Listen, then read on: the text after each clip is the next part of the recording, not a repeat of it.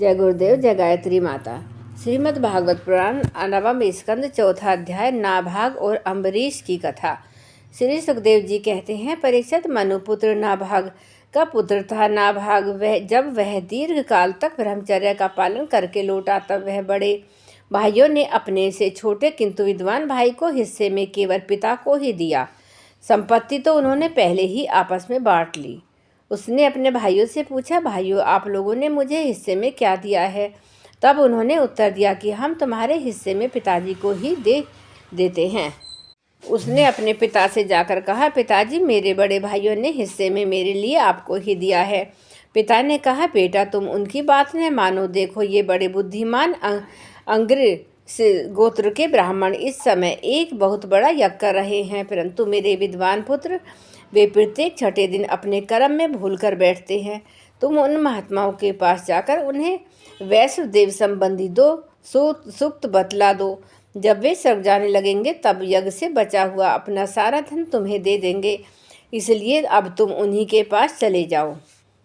उसने अपने पिता के आज्ञानुसार वैसा ही किया। अब अग्रसगोत्री ब्राह्मणों ने भी यज्ञ का बचा हुआ धन उसे दे दिया और वे स्वर्ग में चले गए। जब नाभाग उस धन को लेने गया, तब उत्तर दिशा से एक काले रंग का पुरुष आया। उसने कहा, इस यज्ञ भूमि में जो कुछ बचा हुआ है वह सब धन मेरा है। नाभाग ने कहा, ऋषियों ने यह धन मुझे दिया है इसलिए मेरा है। इस पर उस पुरुष ने कहा, हमारे विवाद के विषय में तुम्हारे पिता से ही प्रश्न किया जाए। जब नाभाग ने जाकर पिता से पूछा, पिता ने कहा, एक बार दक्ष प्रजापति के यज्ञ में ऋषि लोग यह निश्चय कर चुके हैं कि यज्ञ भूमि में जो कुछ बचा रहता है वह सब रुद्रदेव का हिस्सा है, इसलिए वह धन तो महादेव जी को ही मिलना चाहिए। नाभाग ने जाकर उन काले रंग के पुरुष रुद्र भगवान को प्रणाम किया और कहा, हे प्रभु, यज्ञ भूमि की सभी वस्तुएं आपकी हैं। मेरे पिता ने ऐसा ही कहा है। भगवान, मुझसे अपराध हुआ है, मैं सर झुकाकर आपसे क्षमा मांगता हूँ। तब भगवान रुद्र ने कहा, तुम्हारे पिता ने धर्म के अनुकूल निर्णय दिया है। तुमने भी मुझसे सत्य ही कहा है। तुम वेदों का अर्थ तो पहले से ही जानते हो। अब मैं तुम्हें सनातन ब्रह्म तत्व का ज्ञान देता हूँ। यहाँ यज्ञ में बचा हुआ मेरा जो अंश है, यह धन भी मैं तुम्हें ही दे रहा हूँ। तुम्हें इसे स्वीकार करो। इतना कहकर सत्य प्रेमी भगवान रुद्र अंतर्ध्यान हो गए। जो मनुष्य प्रातः और सायंकाल एकाग्रचित्त से वेदज्ञ है तो होता ही है, साथ ही अपने स्वरूप को भी जान लेता है। नाभाग के पुत्र हुए अम्बरीश, वे भगवान के बड़े प्रेमी एवं उदार धर्मात्मा थे। जो ब्रह्मशाप कभी कहीं रोका नहीं जा सका, वह भी अम्बरीश को स्पर्श न कर सका। राजा परीक्षित ने कहा, पूछा, भगवान मैं परम ज्ञानी राजऋषि अम्बरीश का चरित्र सुनना चाहता हूँ। ब्राह्मण ने क्रोधित होकर उन्हें ऐसा दंड दिया जो किसी प्रकार टाला नहीं जा सकता था, परंतु वह उनका कुछ बिगाड़ न सका। श्री सुखदेव जी ने कहा, परीक्षित, अम्बरीश बड़े भाग्यवान थे। पृथ्वी के सातों द्वीप, अचल संपत्ति और अतुलनीय ऐश्वर्य उनको प्राप्त था। यद्यपि वे सब साधारण मनुष्यों के लिए अत्यंत दुर्लभ वस्तुएं हैं, फिर भी इन्हें स्वतंत्र तुल्य समझते थे, क्योंकि वे जानते थे कि जिस धन वैभव के लोभ में पड़कर मनुष्य घोर नरक में जाता है, वह केवल 4 दिनों की चांदनी, उसका दीपक तो बुझाया है।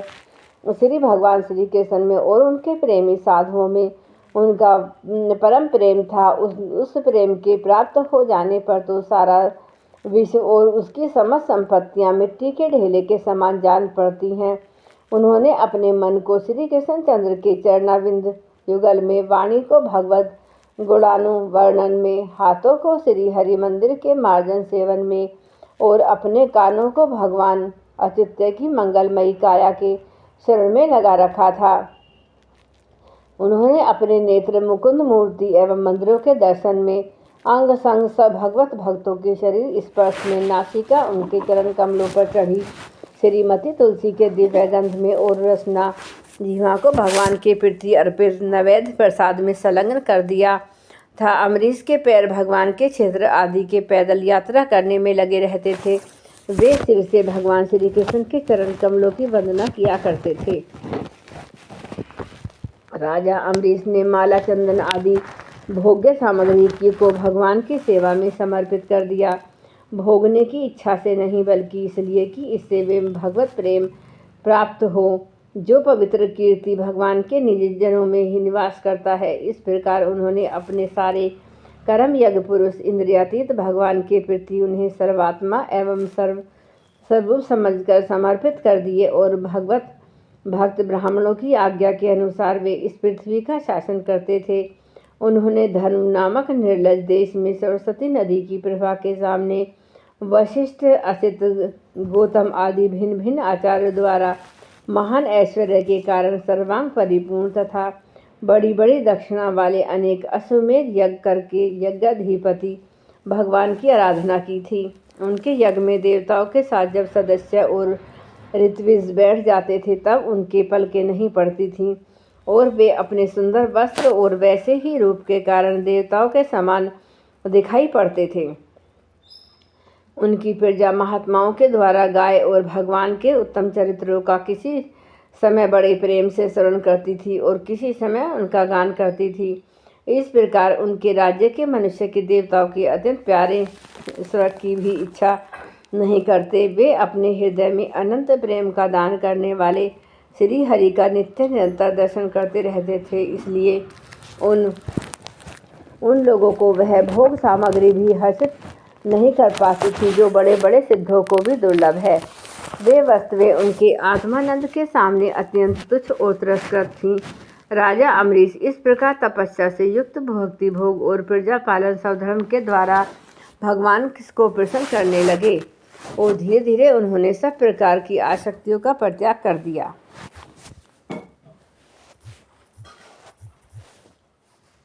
उनकी अनन्य प्रेममयी भक्ति से प्रसन्न होकर भगवान ने उनकी रक्षा के लिए सुदर्शन चक्र को नियुक्त कर दिया था, जो विरोधियों को भयभीत करने वाला एवं भगवत भक्तों की रक्षा करने वाला है।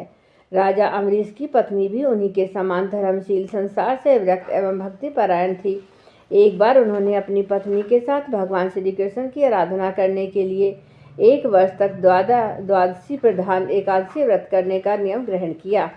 व्रत की समाप्ति होने पर कार्तिक महीने में उन्होंने 3 रात का उपवास किया और एक दिन यमुना जी में स्नान करके मधुवन में भगवान श्री कृष्ण जी की पूजा की।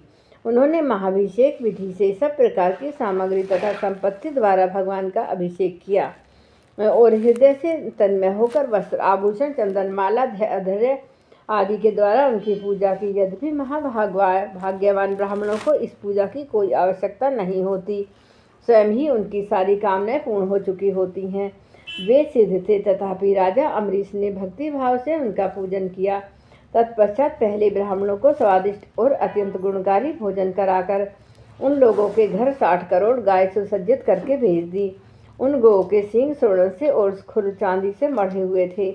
सुंदर सुंदर वस्त्र उन्हें ओढ़ा दिए गए थे। वे गौएं बड़ी सुशील, छोटी अवस्था की, देखने में सुंदर, बछड़े वाली और खूब दूध देने वाली थीं। उनके साथ धोने की उपयुक्त सामग्री भी उन्होंने भिजवा दी थी। जब ब्राह्मणों को सब कुछ मिल चुका था तब राजा ने उन लोगों से आज्ञा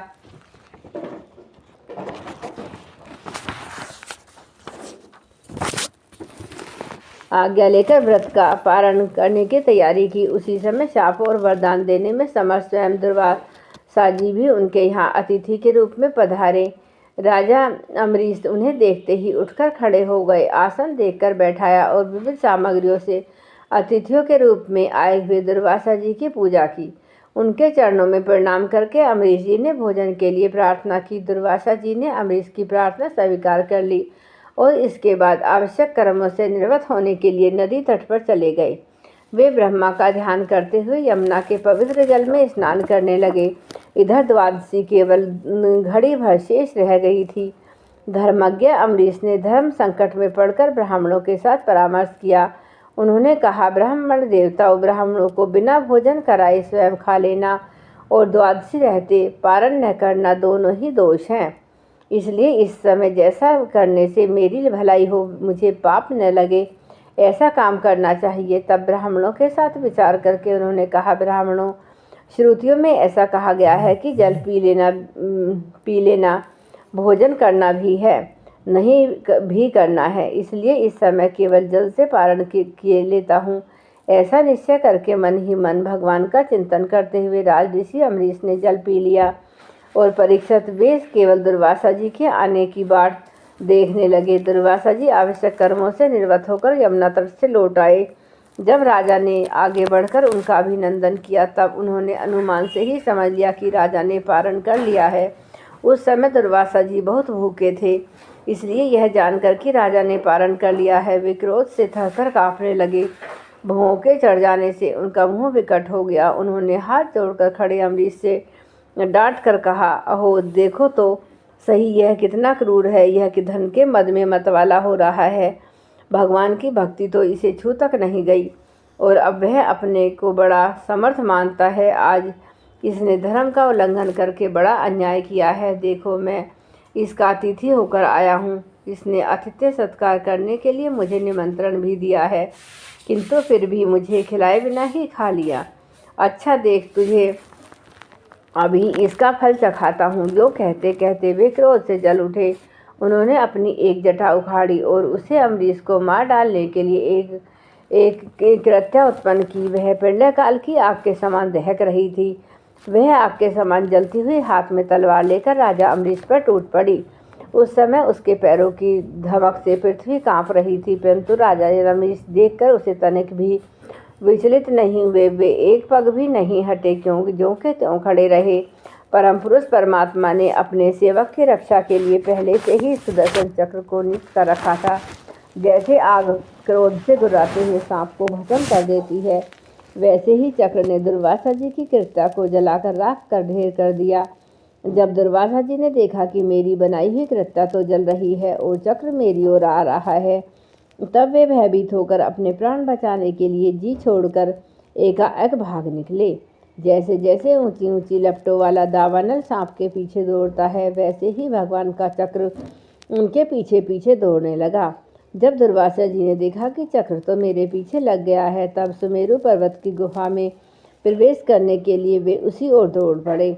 दुर्वासा जी दिशा, आकाश, पृथ्वी, अतल वितल आदि नीचे के लोक, समुद्र, लोकपाल और उनके द्वारा सुरक्षित लोक एवं स्वर्ग तक में गए, परंतु जहाँ तहाँ वे गए वहाँ वहाँ उन्होंने असह्य तेज वाले सुदर्शन चक्र को अपने पीछे लगा देखा। तब तो वे और भी डर गए। अपने लिए त्राण ढूंढते हुए वे देव श्रोमणी ब्राह्मण जी के पास गए और बोले, ब्रह्मा जी आप स्वयंभू हैं, भगवान के इस तेजो में चक्र से मेरी रक्षा कीजिए। ब्रह्मा जी ने कहा, जब मेरी 2 प्रार्ध की आयु समाप्त होगी और काल स्वरूप भगवान अपनी यह सृष्टि लीला समेटने लगेंगे और इस जगत को जलाना चाहेंगे, उस समय उनके भू भंग मात्र से यह सारा संसार और मेरा यह लोक भी लीन हो जाएगा। मैं शंकर जी, दृष्ट, भगु और प्रजापति, भूतेश्वर, देवेश्वर आदि सब जिनके बनाए नियमों में बंधे हैं, उनकी आज्ञा शिरोधार्य करके हम लोग संसार का हित करते हैं। उनके भक्त के द्रोही को बचाने के लिए हम समर्थ नहीं हैं। तब ब्रह्मा जी ने इस प्रकार दुर्वासा जी को निराश कर दिया। भगवान के चक्र से संतप्त होकर वे कैलाशवासी भगवान शंकर जी की शरण में गए।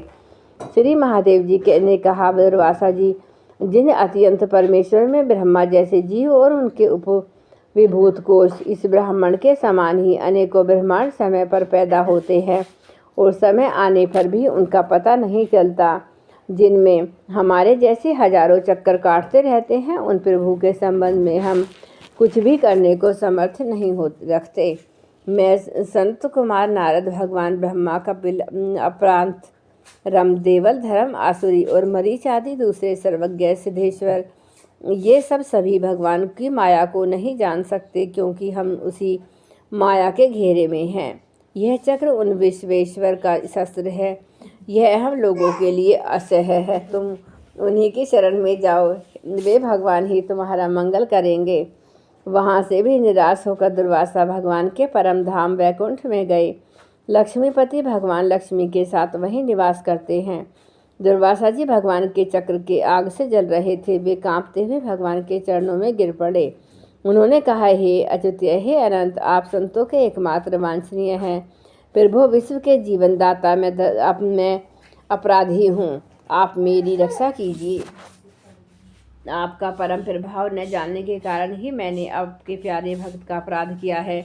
प्रभु आप मुझे उससे बचाइए। आपके तो नाम का ही उच्चारण करने से नारकीय जीव भी मुक्त हो जाता है।